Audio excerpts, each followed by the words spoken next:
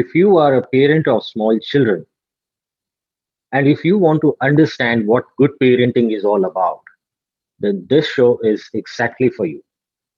So stay tuned with me and don't go away anywhere. Cheers.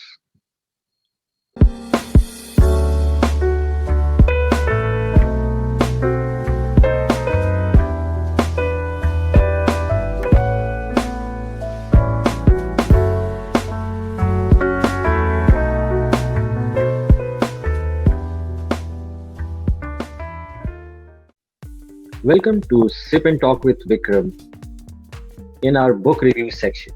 In this section, I bring to you some good books that I've come across. And I will also tell you why they are good enough to read. Because you see, one of my greatest passion is to be with my stack of books and a hot mug of coffee. What's your passion? I would like to hear from you. Please type in your comments. And those who are watching me for the first time, please subscribe to this channel. Hit the bell icon to stay notified. Please comment and share whatever you have learned over here. So this is the book which I have read recently, The Visionary Parent by Apurva Tare Yadwadkar. This is published by Clever Fox Publishers. It has 126 pages and the price is 250 rupees. This book is divided into 12 major chapters and each of them deals with a particular aspect about parenting. So Apurva is an engineer by profession who has transformed herself into parent coaching, and she has her own website and a coaching service called The Visionary Parent. So coming back to this book, I'm going to tell you point wise what are the key takeaways in this book. Number one, the belief system to understand the child's psychology. You have to understand the psychology of your child, the belief systems of your family, of yourself, and what the child has inherited and what the child is gathering from outside. So you have to understand the psychology of child. Number two, the child's feelings and emotions need to be understood, and you have to also make the child understand that what is this emotion that the child is experiencing. Now suppose if the child is feeling sad, so you tell the child that, see, you are feeling sad and you are feeling sad because of this incident. Or if the child is feeling angry, then you explain to the child that you are feeling angry. This kind of feeling that you have is called anger, and this is coming out of this reason, and this is how we can control it. So if you help the child to understand their emotion, they will be in a better position to manage their emotions. Number three, name calling, threats, and sarcasm. Sometimes, it's easy to ridicule a child because the child is helpless and is at the receiving end. So if you are name calling them, that kind of name, like if you start calling a child loser, so that kind of feeling will get ingrained into them and they will grow up to believe that they are losers. So if you, like, on the contrary, if you call them something like very encouraging, then of course the child will be, if you keep telling the child that you are brilliant, you can do it, you are energetic, you can achieve this, then the child will ingrain those perceptions into their mind and grow up accordingly. Number four, give consequence a chance.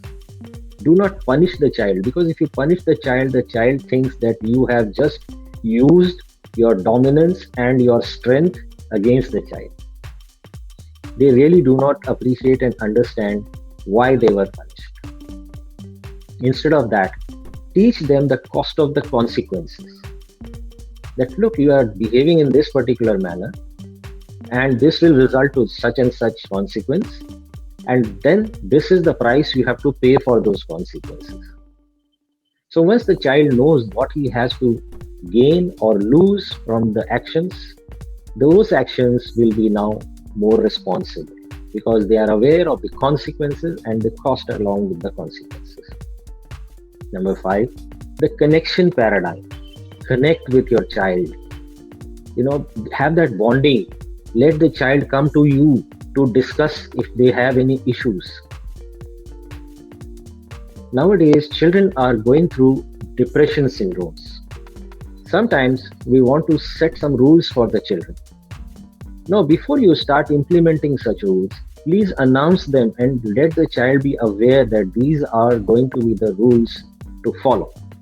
Because if you suddenly react to the child's behavior without even making the rules communicated enough to them, they will be not accepting. They will think that you are only dominating because you are physically stronger.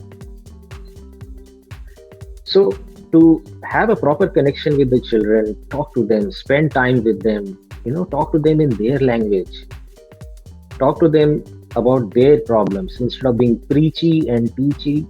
Let them come up with their problems, let them feel free to discuss with you. Number six, anger management of the parents. Why parents need to manage their anger is because they are going to give this trait in inheritance to their children if they don't know how to manage their own anger. Hitting the child when you are in a fit of anger, or abusing the child, or ignoring the child. So these things you have to control yourself as a parent because this will either make or destroy the child's future if you are unable to manage your own anger. Number seven, teach the child also how to manage their anger. Now, this will be possible only if you have been able to manage your own anger. And if you have done that, you can probably resonate with the thought of teaching the child how to manage their anger. It is an emotion, it can be managed, it can be channelized in a particular way. Now, see, one example I have heard and read somewhere is if the children are, say, very, very annoyed or very angry, you can't just preach them, okay, anger is not good for you, don't get angry. Give them something like give them a box of crayons and a paper and say, what are you feeling? What kind of emotion you are feeling? Just, color it, draw it. Make a picture of that emotion that you are feeling. Maybe the child will show some kind of destruction or fire or something, but by doing that, they will bring it out. They will bring their vexed feelings out and they will be able to channelize it into a form of art. Point 8. Unleash the power of the child's subconsciousness. We all know that we have a conscious mind and a subconscious mind. The surface, the 10% is the conscious mind and 90% below is the subconscious mind. Certain techniques, certain rituals, certain daily habits, you have to ingrain into the child so that that child gets developed at the subconscious level. And once the subconscious level is properly input with proper kind of data, the proper habits, the proper behaviors, that will go in a long run for the child to grow up as a matured individual. Point 9, nurture their curiosity because curiosity brings innovation. Teach them to be curious, teach them to ask questions, teach them to research, teach them to find out.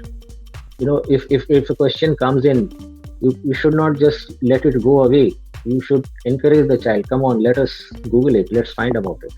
If you fuel the curiosity of the child, you will make the child innovative and imaginative. Point 10, appreciate your child's effort. For whatever little they do, appreciate. Suppose if the child has brought you a glass of water, appreciate it. Suppose if you have told the child to tidy the room, go there and see and say, wow, you've done a beautiful job. So if you appreciate the child, they will feel encouraged to repeat those good actions, to repeat those good behaviors. And if you show indifference, they will probably not want to do those good actions again because they are meaning no appreciation for that. Everybody loves appreciation. Point number 11, teach your child the art of saying no. I mean, not just saying no for purpose of saying no, but sometimes there are peer pressures for engaging into certain activities which are against the values of your child and your family. So if the child is taught how to handle such kind of peer pressures, and you should teach them how to say no, then that helps the child to be in control of self. They grow up as stronger individuals who are not carried away by external influences. Point 12, teach your child ownership, accountability, and responsibility. Make them to own their work. See, do not take the ownership of doing their homework. Make it very clear to them that they are responsible for doing their homework. Yes, if they need your help for a certain thing, you should help, but that's it. Responsibility of doing the homework should be that of the child. The ownership of the delivering of homework to school should be of that child. And if it is done incorrectly or correctly, the child has to be accountable for their own work.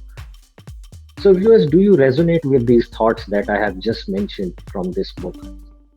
It is a very clear, concise method given in this book in action points.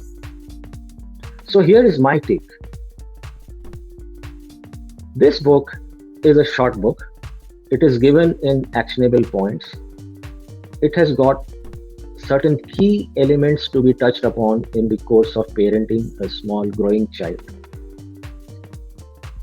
If you follow these simple steps in your regular life, it will create a very good atmosphere at home with your children.